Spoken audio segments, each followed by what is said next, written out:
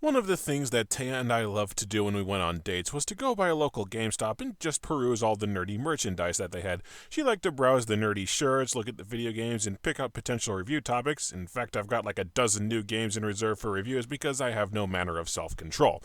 During one of our last dates, we came across this game, Space Camp on the Wii. Her eyes lit up because she loves everything involved with space travel, and my eyes lit up because this thing had more red flags than a completed Minesweeper board. I played the game back in October. I shelved the review till now due to writer's block, and then in January, she dumped me. I mean, we hadn't seen each other in 2 months, so it wasn't really a surprise. But hey, I sold some of the Christmas presents I got her at V-Stock and got Koenig's Command Shuttle. That's nice. I didn't have one of those in my Star Wars collection. I need this done. I need this in the rearview mirror. I need this finished. Space Camp. It sucks. Here's why. You play as a kid who goes to space camp to learn about astronauts and shit. An instructor who skipped every leg day in history tells you that there's a contest to complete 12 activities and collect 12 patches. Mother Humper, this is the exact same plot as Universal Studios' theme park adventure. Only instead of Woody Woodpecker as our host, we get cringy jokes from this douche. Patches are prizes you can show off to friends and family. Also, they bring flair to even the most boring jacket. You also get a pet robot called Arp who follows you around. He's supposed to be the cute and lovable sidekick and mascot, but he doesn't do shit. He has no personality, and he does absolutely nothing except flatly remind you what your current objective is every time you click on him. When Michael Bay can make a kid-friendly robot mascot better than you done messed up! So you run around the camp looking for patches. Nice touch of pointless dickery, the activities for the patches are split into 4 rooms, and if you visit the rooms out of order, you don't get credit for completing them. And you'd at least think the patches would all be for actual minigames, but no. 3 of the 4 patches in the first room are just you walking up to something and pressing A. Walk to a disorientation chair, push A, get a patch. Walk to a solar panel, press A and get a patch. Walk to 3 patches of dirt, press A and get a patch. 4 or 5 of the patches are just for pushing A. You're told these patches are for learning survival skills that astronauts need to survive in space, by the way. Pushing a single button is a critical skill, absolutely vital. You also get a vital survival skill patented Space Camp patch for repainting your pet robot. Like real astronauts! So let's go through the actual minigames. They all suck, they all have shit controls, and they all end in about 1 minute. The first one, you have to land a lunar module with ungodly stiff turning. It takes a mulligan life to get the controls and physics down, and then you'll get it immediately. There's a shooting gallery where you have to blow up meteors with stiff controls because you can only fire 1 shot at a time. There's a gym where you play a basketball shooting game where you just hold A, waggle the remote, and fire off balls like the Flash. There's a pain-in-the-ass game where you fire probes at Jupiter and just hope the unpredictable, randomly accelerating and decelerating asteroids don't hit the probes and you have to get an obnoxiously large score or it doesn't count. There's a fire extinguisher minigame that's impossible to aim, so you just have to hold A and fumble the stream of foam around trying to hit the fire with abysmal hit detection. This is the exact opposite of how an extinguisher works, by the way, so thanks for teaching kids how to die in a fire! There's a claw minigame where the claw at one point got stuck in the ground and wouldn't come out, which made me appreciate the irony that I am collecting patches. There's a minigame where you trace an outline to craft an item that opens 1 door. That kind of exists. There's a game where you turn a slider and press B in the sweet spot to turn rocks into differently colored rocks. That's a game now. The only halfway decent minigame is a shuffleboard game in the gym, and even that feels way more floaty than it should. You know, I could almost see this game being halfway decent if it had some edutainment elements. Maybe if you actually learned a bit about how astronauts prepare for space travel, the day-to-day tasks of being an astronaut, the workings and logistics of space shuttles, and the challenges of space colonization. At the very least, have some minigames based on real astronaut training. Bare minimum, have the disorientation chair be in a first-person perspective just to screw with the player. That'd be kind of funny. You're just playing some lazy, random-ass minigames that have nothing to do with anything, while Captain Breadstick Legs cracks bad jokes. Case in point, once you collect all 12 patches and get your reward, you get to sit in the cockpit of a space shuttle. It would have been awesome if this was an interactive real picture of a shuttle's cockpit, like when Taya and I... But it's just a small featureless room with no exit. What a letdown. There's nothing to interact with in the cockpit except one big red button, and of course you have no option but to push it. You push the button and the shuttle takes off, likely incinerating countless staff on the launch pad who weren't prepared for a spontaneous liftoff. How stupid is this universe's version of NASA that they leave a fully prepped, fully fueled, unguarded space shuttle wired to launch with the push of a single button on the launch pad on the day a completely unattended kid is going to be sitting in the cockpit? Sadly, natural selection takes a day off, and rather than drift endlessly through the cold vacuum of space until you crash or starve like your character deserves, the shuttle has an autopilot that takes you to an unfinished and unoccupied base on the moon. To return to Earth, you need to refuel your shuttle, but the base is abandoned and it has no fuel supply. Luckily, NASA just happens to have a machine on the moon base that converts moon rocks into some kind of yellow helium rocks, and a second machine that converts these yellow rocks into jet fuel. No, really, we're just expected to believe NASA has the ability to transmute moon rocks into jet fuel, and you thought flying on gummy bears and Mythbusters was dumb. So you find a space chute and a shovel and you start digging up rocks. You can get up to 3 energy units per moon rock, and you need 1,500 energy units to beat the game. I am not making this up. When you get to the moon, the game says, "Here's a shovel, go dig up 500 rocks, shithead." Here's where the real game starts now that you're done with the whole space camp part of Space Camp. The base is split into 4 buildings and 5 outdoor lunar areas. Almost every door in the base is broken, and you're instructed to go around fixing the base so that you can be done with the game. You're not told why you have to do any of this crap, you just do. Each door requires a device to get it operational, and to craft the devices you need metal. To get metal, you wander around the lunar areas using your shovel to dig up 1 moon rock at a time. To be as big a pain in the ass as possible, each area only has 10 rocks that only sporadically respawn, and they're spread out super far, so you have to wander aimlessly forever to find every single one. Once you get the moon rocks, you go over to the science habitat and play the shitty slider minigame from earlier to refine rocks you've dug up into either metal or energy. You have to do this for every individual rock. It gets old fast, and if you don't screw up, you get 3 units per rock. Once you have metal, you hike over to the construction habitat and play the crappy tracing minigame to use the metal to craft a single one-time use device that will repair 1 single door. There are 3 different devices, each requires 5, 10, or 20 metal to craft a piece. You'll need dozens of them, and you'll constantly be trekking to the other side of the game world because you got to the next door you've been instructed to open, only to find out you're out of the one gadget that opens that door. But it's still not that simple. You can't craft any of these devices unless you first found a schematic for the device, and even then, most of the doors won't open until you found a dedicated door opening upgrade for ARP. So the entire remainder of the game is basically the game directly telling you where the next schematic or upgrade is located. You farm metal until you have the devices to reach it, and you use that upgrade to get the next one until ARP is fully upgraded and the base is fully repaired. If you're having trouble following this, I'll simplify it. The game will tell you, go to this room. Said room is locked with one of 3 keys. You pick up rocks, turn the rocks into metal, and craft the key you need to enter the room, whereupon the game will tell you to go to a different room, and this process repeats for something like 5 hours. The entire rest of the game is absolutely nothing except picking up rocks with a very rare unlocking minigame or puzzle thrown in here and there. Here's a little example of the quote-unquote gameplay once you get to the moon. I'm told that I need to get an interface module to open an important door in the construction habitat.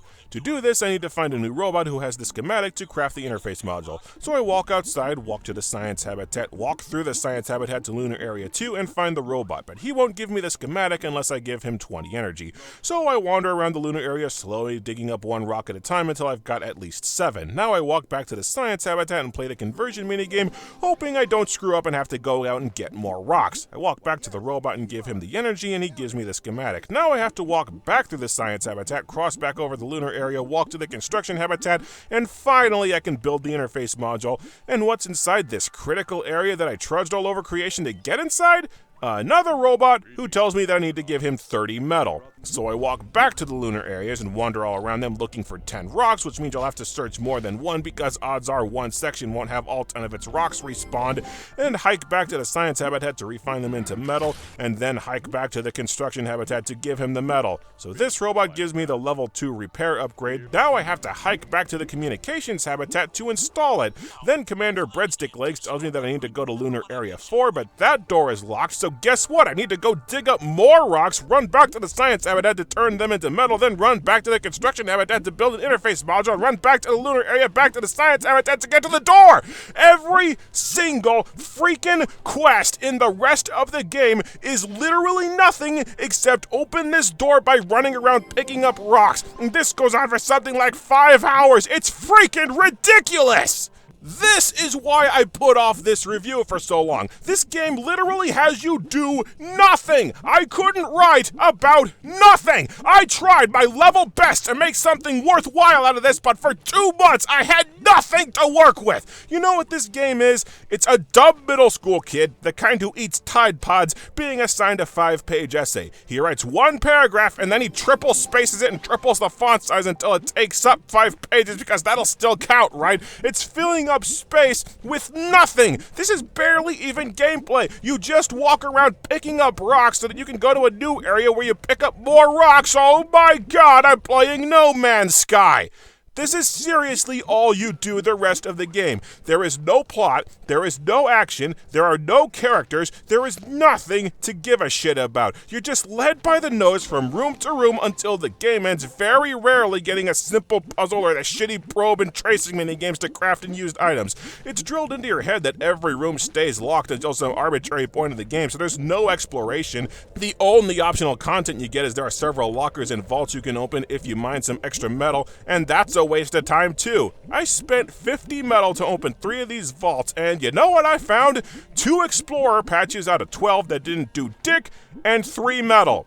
No, that's actually in my notes. I spent 10 to 20 metal to open one of these vaults, and the only thing that was inside was 3 metal. Some of the lockers have additional outfits, but you have to wear a spacesuit to go outside. I just saved my time and wore this spacesuit the whole game. Better than tediously opening the menu and slowly swapping out 1 article of clothing at a time every time you want to go back outside. Navigation is a royal pain too. The game doesn't use the nunchuck or control pad. You move by clicking where you want to move with the Wii Remote's pointer. So not only do you have to constantly sit at attention while bored out of your mind to walk around properly, but the camera is zoomed in so far that it takes a lot of clicks just across a single room. It's insanely tedious. Not only do you walk slowly, constantly get stuck on scenery, and run into a loading screen every few seconds so that it takes ages to get anywhere, but the limited perspective makes it take forever to find rocks to dig up. Plus, every time a new area loads up, you stay frozen in place for several seconds after you spawn in. It's a minor thing, but every little thing that slows you down really starts to piss you off. Eventually, you get a drill that can be used on cracks to get 5 rocks at once, and just when you're about to shit yourself in excitement at being able to grind faster, most of the doors from this point on take power modules to open, which cost 20 metal apiece, meaning you'll need at least 7 rocks for every single door you need to open. So the game immediately and completely cancels out the 1 boost you get from an upgrade. Next, you're told that there's a meteor shower incoming and you need to drive to a turret to fend off the meteors, and somehow the driving minigame sucks too. You point at the screen either where you want to drive or where you want to steer. It's never clear how the damn game works, and you just have to guess moment to moment how the game will react to your input. It's worse when you hit a wall and it's blind luck figuring out how to get turned back onto the road. I was going to sarcastically say, screw every other racing game on the Wii, these guys cracked the formula, but as I wrote that line, I came to an epiphany. I would bet good money that Space Camp was designed for PCs, because almost every action seems designed to be done with a mouse cursor. I don't know who decided to port it to the Wii instead, but I hope they see this video and feel deep, burning shame. Certainly nothing to feel proud about in this heap of shit. The shooting game sucks too. You have to protect 3 buildings from something like 60 meteors, which means if you miss 3, you die. And if you miss a single shot, there's such a long delay before you can fire again, it pretty much ensures that you'll lose a life. It also took me forever to figure out why I kept missing shots. There's a delay between you firing a laser and hitting your target, but you're not supposed to lead your shots like in most shooters. The shot only works if your cursor is on the asteroid when you fire, seemingly regardless of whether you actually hit the target. There was also one point where either my sensor bar messed up or the game bugged out and my cursor just froze to where I couldn't do anything. It's like, how do you screw up a shooting game this badly? I just stopped keeping track of all the menial tasks the game has you do. It's all just endless trudging, being led by the nose, and picking up enough rocks to build a sentry soldier of stone. You don't even know why you're doing all this crap apart from because the game told you to. Well, here's the deal. Every lunar area has a solar panel, which gives you 100 energy rocks and then shuts down for the entire rest of the game. And to answer the two questions a rational person would have, no, I don't know why you can only use a solar panel once when they should just farm all the energy you need while you sit on ass. And no, I don't know how NASA is able to transmute sunlight into yellow rocks that further transmute into jet fuel. My character is too dumb to be Dr. Manhattan, so I don't know what the secret is.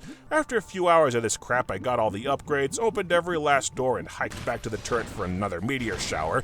Finally, I get to Lunar Area 5, which has 7 or 8 solar panels, and this knocks out most of the remaining fuel that you need to finish the game. Keyword being most. I dumped all the energy I'd collected and transformed every rock I had into energy, and I'm still 216 energy units short of being able to finish the game. Every rock gives you 3 units of energy at most, so 216 divided by 3, I need to go back out and farm an absolute bare minimum of 72 more rocks before I can finish the game. Jesus H. Tap dancing Christ with crab rangoon and a side of white rice! So now I have to go back out and spend well over a freaking hour running in circles around the lunar areas looking for rocks to pick up so I can finish the game while absolutely dick else happens. Well, give me the chance to catch up on some zero punctuation, maybe watch a nostalgia critic, ponder the many ways I failed the most important person in my life. Maybe a working song will make the time pass faster. If it hadn't been for Cotton Eye Joe, I'd been married a long time ago. Where did you come from? Where did you go? Where did you come from, Cotton Eye Joe? Not helping. Finally, I farmed the last of the energy that I need and I can finally leave. Oh, Commander Douche calls and I have to hike back to the turret for another meteor shower. Really, it sucked the first time I did it. It sucked the second time I did it. You're seriously so desperate to stretch this turret out longer that you're making me do this turret shit a third time? And this time you have to shoot 100 meteors without missing 3, and it starts pitching 4 or 5 of them at once. So that's just peachy. I hike back to the shuttle when Commander calls me again. Another wave of meteors? This is ridiculous. No. I just did a turret section. You cannot be serious. Never mind. Apparently I was looking at a replay video. A replay? My God, the game is actively trolling me now. ARP tells you that he has to stay behind to work on the space station and get it ready for human habitation. Considering ARP hasn't done shit while I repaired half the base myself, I'd like to see him try. ARP tells you that you don't have to part ways yet. You can stay with him on the base and keep exploring, but he tells you that once you set foot on the shuttle, it's over for run, and don't ever look back. Run! It's not some alternate ending. Staying with ARP just means hanging around the base to look for those collectibles that you don't give a rat's ass about before leaving for Earth. And even if you leave for Earth to get the shitty ending slideshow, the game doesn't save, so you can come back and look for collectibles anyway. But that won't happen, because the second you're done with this game, you're going to throw it into the garbage. Space Camp sucks! I am seriously racking my brain trying to come up with a time I've been more bored playing a video game. Hercules and Titanic Mystery come close, but I think this may be the most boring game that I've ever seen. It's 15 minutes of gameplay stretched out to probably 5 hours by just having you walk around picking up rocks for hours on end. Zero gameplay, butt ugly graphics, a plethora of minor glitches, and no story or characters to speak of. There is nothing worthwhile in the game. There isn't a single thing to recommend about it, not a single thing of any value to anyone. I'm not gonna lie, this one hurt. It hurt to play it, it hurt to write it, hurts to record it. But now, everything's said and done, and all's in the rear view mirror, I think I'm gonna be alright. I needed to vent, I did that, and time to push forward. One dream dies. It's time to go out and find a new one. One thing's for certain, though. When I find a new girlfriend, I am keeping her the hell away from these videos so I don't have to do this ever again.